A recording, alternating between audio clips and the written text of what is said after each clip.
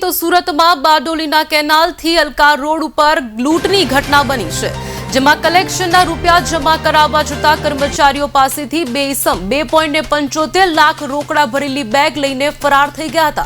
ઘટનામાં ફરિયાદી જ આરોપી નીકળ્યો હોવાનો ખુલાસો થયો છે. ઘટનામાં પોલીસે ફરિયાદી તેમજ લૂંટ કરનારને ઝડપી પાડ્યા છે, જ્યારે અન્ય એક આરોપીને વોન્ટેડ જાહેર કરવામાં આવ્યો છે. પોલીસે 1.30 લાખ રોકડા, 2 મોબાઈલ, 1 બાઇક મળી કુલ 1.55 લાખનો મુદ્દામાલ જપ્ત કર્યો છે.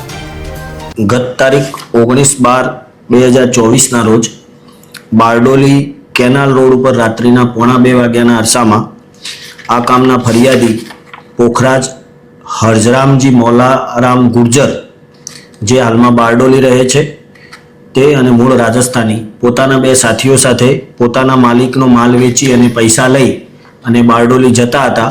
તે દરમિયાન એક બાઇક ઉપર 2 અજાણ્યા ઈસમો આવી તેમના રિવોલ્વર અથવા પિસ્તલ જેવી કોઈ વસ્તુ બતાવી અને એમની પાસેના 2,70,000ની મત્તાની લૂંટ કરી ચાલી ગયેલ, જે બાબતે તેઓએ બારડોલી પોલીસ સ્ટેશનમાં ફરિયાદ આપેલી.